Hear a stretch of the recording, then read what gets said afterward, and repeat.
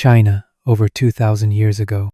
In the shadow of the Han dynasty's splendor, where the emperor's word was law and the ancestors' silence ruled over every breath, there lived a girl named Meilin. She was 17. Her husband died 3 days after their wedding, and the moment his last breath escaped, the door closed. She was ordered to remain beside his corpse until her virtue was proven, not by her grief, not by her tears, but by her hunger. The room was no larger than a stable stall. The walls were clay-packed and red with dried dust, the air thick with the scent of burnt incense and rotting silk. In the center, his body lay on a wooden bier, limbs wrapped in ceremonial robes that no longer clung to him. His skin had started to sink. The flies came with the heat. Meilin sat beside him, legs folded, back straight, hands resting on her knees just as she was taught. She had not spoken in 2 days. She had not eaten in 3. The law did not require her to fast, but tradition did, and tradition in this village was more feared than law. Outside the chamber, the morning drums had stopped. The visitors had gone. Her mother-in-law no longer wept. She sat beyond the wall, fanning herself and waiting for Meilin to prove herself worthy of her dead son. They called it shoujong, the keeping of the corpse. In truth, it was the starving of a wife, a test of loyalty written not on scrolls, but etched into generations of silence.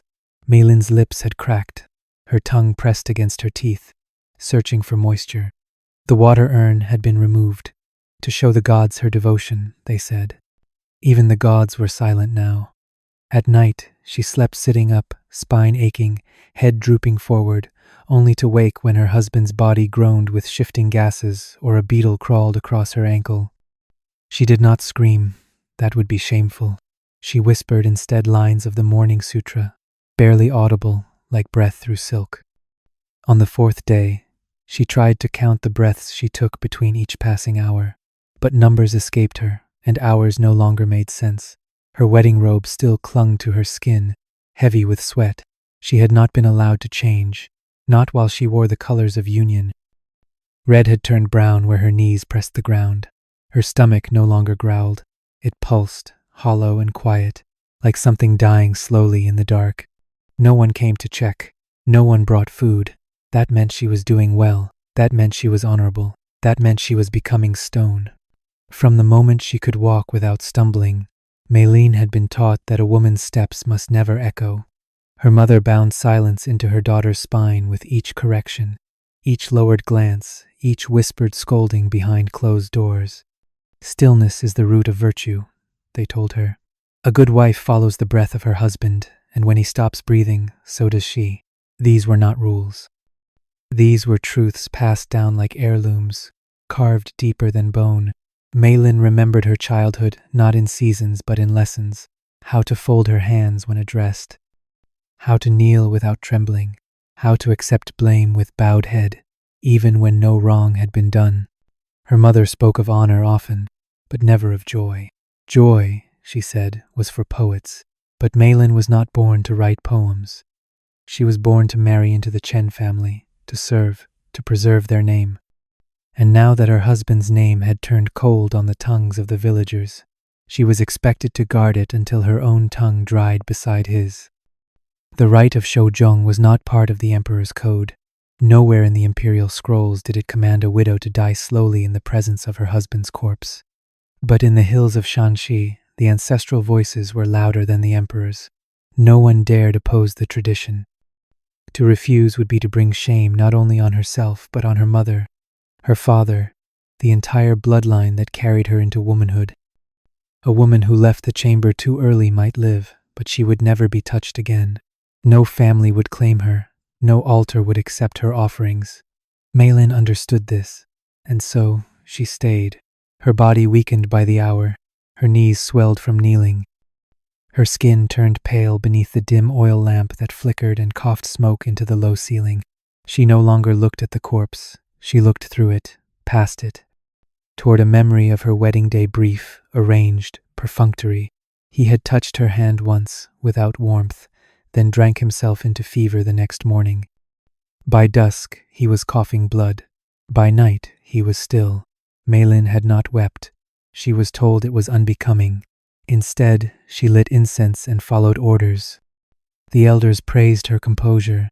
A proper wife, they said, a girl of noble spirit. She wanted to ask what nobility was worth in a room where even the light did not linger, but she said nothing. Her mother's voice echoed in her mind. The best daughters are quiet. The best wives are quiet. The best widows are quiet.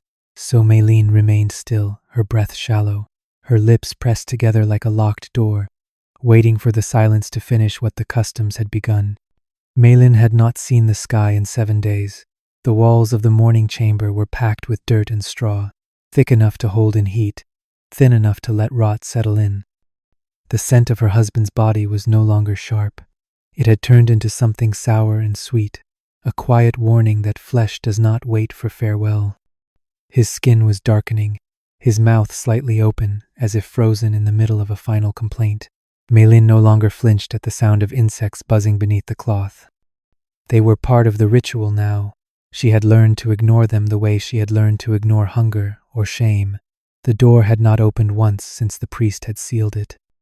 Outside, the village continued on. Markets hummed with voices. Chickens scratched the dust. Mothers called to daughters. But in this one room, time had stopped. Or worse, it had turned inward. The only visitor was her mother-in-law, who sometimes leaned against the door, speaking loud enough for the neighbors to hear. She is still inside, the woman would say, still devoted, still faithful. And when another wife replied with admiration, Meilin could hear the pride swell in her voice. That pride was not for Meilin's strength, but for her usefulness. A daughter-in-law who dies beautifully brings fortune to the family name. A loyal corpse is worth more than a difficult wife. No one asked if Meilin had chosen this. No one ever had. At the village shrine, the elders recited blessings for her endurance, lifting bowls of rice to the ancestors while Meilin's stomach collapsed in on itself. She could not cry. Crying was for weaker women, women who failed their roles. Instead, she whispered thanks to the spirits for the pain. Pain meant she was still alive. And being alive meant she was still loyal. That night, as the oil lamp flickered, she watched her own shadow dance against the wall. It looked thinner than before, bonnier, like the outline of someone who had already been forgotten. She reached out a hand to touch it, but her arm trembled too much to lift. Her fingers fell to her lap. The silence closed in again. Outside, it rained for a while. The earth drank in the water, but none of it reached her. She wondered if the rain was allowed to touch the wicked, then remembered that she was not wicked. She was a widow. And in this village, that meant she was halfway holy and halfway dead. When the wind howled through the cracks, she did not shiver. Her body was too tired. Her thoughts too slow. There was only the ritual now, only the waiting, only the dark. On the 7th night, the priest returned. His sandals scraped the earth outside the sealed chamber as he muttered prayers meant for the dead, not for the living. Meilin heard the faint rasp of bamboo beads sliding through his fingers, each one a promise she no longer believed in. The door creaked open just enough for a single sliver of light to pierce the darkness. Dust shimmered in the beam like drifting souls. The priest did not step inside. He pressed a stick of incense into the floor and bowed low to the corpse, his forehead touching the ground 3 times. To Meilin, he gave only a glance, as though she were already fading from the realm of the breathing. "Heaven watches," he said softly, his voice trembling between ritual and fear. "If your heart is pure, it will be known." Then he shut the door.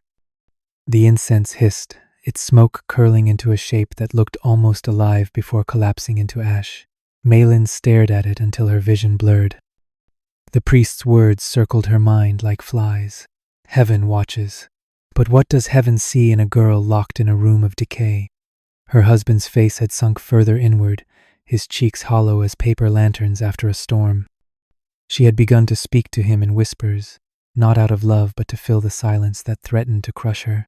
"They think this honors you," she murmured. "They think this honors me."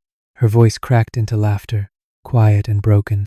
The sound startled her, and she covered her mouth, as if laughter were forbidden too. She wanted to remember her husband's voice, but all that came was the memory of duty, the sound of his command to fetch wine, to lower her eyes, to sit still. She had obeyed then as she obeyed now. The world beyond the door no longer felt real. It belonged to the living, and she had no right to it.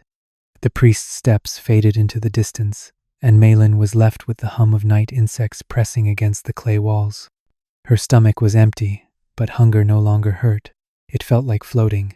Her thoughts wandered between waking and dream. She imagined her mother kneeling before the family altar, whispering prayers that her daughter's death might be clean, that no ghost would linger. But Meilin knew she would linger. She would not leave quietly. The gods, she thought, had turned their faces away, not out of cruelty, but out of shame. To watch a girl die for a man already gone was to see the failure of every prayer ever spoken. When dawn came, the incense had burned out, leaving only a trail of white dust. Meilin touched it with her fingertip, then pressed it to her tongue. It tasted bitter, like the truth she had always known. Devotion was just another word for disappearance. By the 9th day, the air inside the chamber had thickened into something that clung to her throat like silk soaked in rot.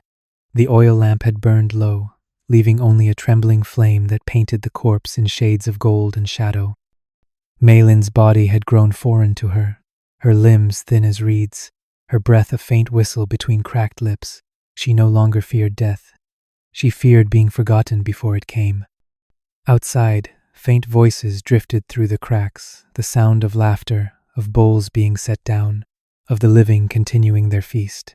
Her mother-in-law's voice rose above the rest, praising her devotion, her purity, her quiet strength. They called her a jewel of virtue while she lay starving inches from a decomposing man. She will bring honor to the family name, someone said. Meilin tried to remember her own name. It felt strange in her mind, like a word from another language. Each thought came slower now, each breath shorter. When she closed her eyes, she saw fields of rice bending in the wind, the way they had looked when she was a child. Her father's hands guiding hers through the grain, her mother's voice warning her not to dream too loudly. Dreams were dangerous. Dreams made women restless. She opened her eyes to the sight of her husband's face, sunken, discolored, but still commanding her silence. She had once imagined that loyalty would feel noble, like the stories told by scholars and poets. But there was no poetry here, only the slow decay of flesh and the unbearable weight of stillness. Her body trembled as she reached for the incense bowl. The ashes were cool. She pressed her fingers into them and traced the shape of a single character on the floor. Life. It was a small act of rebellion, invisible to everyone but her. Her hand shook, and she smeared the mark away before anyone could accuse her of dishonor. The walls whispered with the sound of beetles crawling beneath the clay. She whispered back to them, her voice hoarse and soft, asking if they knew what it meant to be faithful. The only answer was the hiss of the dying flame. She turned her gaze toward the small crack of light above the door, a reminder that the world still existed beyond this prison. It was pale and distant, but it was enough to make her weep without tears.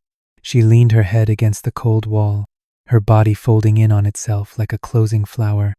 Her heart beat slowly, a drum fading in the distance. She thought of all the women before her who had knelt in the same silence, their names erased but their obedience remembered. The lamp sputtered once, then died, and the darkness swallowed her whole. In that darkness, she finally understood what the elders meant when they said virtue lasts longer than breath. When the door was finally unsealed, they did not expect her to still be upright, but Meilin had not fallen. Her body was folded neatly beside the bier, hands resting in her lap, head tilted slightly as if listening to something that no one else could hear. Her eyes were open, her mouth curved into the faintest shape of a smile, though it held no warmth. The women gasped.